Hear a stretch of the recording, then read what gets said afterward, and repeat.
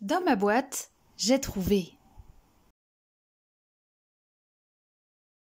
Bonjour! Le temps des mitaines, c'est... maintenant, il fait super froid. Mais non, le temps des mitaines, c'est cette super série BD. Dans la vallée des mitaines, il y a une bande de copains. Je vais vous les présenter. Voici Arthur. Arthur, c'est le nouveau venu aux mitaines. Arthur, dans la première aventure, il a un problème, un gros problème. En fait, il n'a pas encore découvert quel était son pouvoir. Oui, parce qu'aux mitaines, tous les habitants ont un pouvoir. Et ils le découvrent à l'adolescence.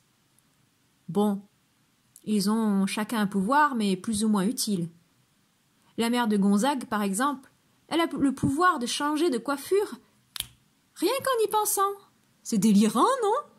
Oui, délirant, mais pas très utile. Dans la bande, il y a aussi Pélagie. Elle est trop mignonne, Pélagie, elle est super attachante. Mais alors, elle est complètement à l'ouest. Elle prend tout au pied de la lettre. Ça donne ça. Oui, j'ai bien compris, madame. Ouais. Mais dis-moi, tu es Manuel? Ah, Manuel? Ah, pas du tout, non. Manuel, c'est ma tata. Mais moi, je l'appelle Tata Manu. Ah, mes sœurs, elles l'appellent Nunu, mais bon, je trouve que ça fait nunuche. Je sens qu'on va bien s'amuser, toi et moi. Et voici Willow. Willow, il a le pouvoir de produire de la lumière. C'est génial, ça. Mais il en produit seulement quand il a peur. Donc c'est pas bien terrible pour se faire discret en cas de situation dangereuse. Cet escargot-là, c'est Gonzague. Gonzague, c'est l'intello de la bande. Son pouvoir, c'est son impressionnante intelligence. C'est bien pour les enquêtes, mais ça pose quand même des problèmes à ses amis pour le comprendre. Voyez plutôt. Nonobstant cette interjection sexiste, Willow n'est pas dans le conjecturel, mais bien le factuel, mon cher Arthur.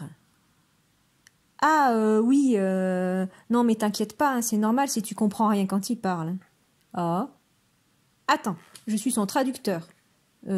Gonzague, expliquer que toi croire que fille fragile, alors que moi pas dire bêtise, moi avoir été témoin des combats de Kitsu.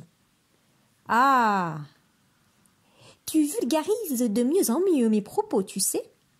Oui, il faudra songer à réévaluer mon salaire d'ailleurs en passant. Tu me laisses copier sur toi en maths? Et enfin voici Kitsu. Kitsu, l'intrigante, l'insolente, mais terriblement puissante. Elle a le pouvoir d'accélérer la pousse des végétaux ou même de leur redonner vie.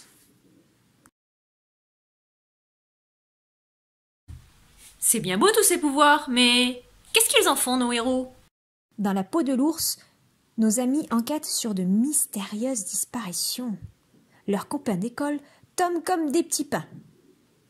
Dans Cœur de renard, la bande de copains se retrouve tous en stage en entreprise. Ils vont tenter de sauver la pépinière familiale de Monsieur et Madame Lupin, menacée par la grande distribution. Mais aussi de renouer les cœurs. Oh, il y a même une histoire d'amour. Dans la nuit des croques-souris, je ne sais pas encore ce qu'il se passe parce que nous ne l'avons pas encore à la bibliothèque, mais je sais que c'est une histoire de zombies. Je suis sûre que, comme moi, vous allez adorer plonger dans le temps des mitaines. Bonne lecture! Bonjour! Aujourd'hui, je vous présente un album tout doux. Gros câlin de Nicolas Oldland. Avec cette histoire, vous partirez à la découverte d'un ours énorme. Ouais, non, en fait, il n'est pas terrifiant comme on pourrait le penser. Regardez comme il est chou et attendrissant. Son truc à lui, c'est les câlins. Les bons gros câlins qui réchauffent le cœur. Il câline tous les êtres vivants qu'il croise. Mais ce qu'il préfère câliner, ce sont les arbres.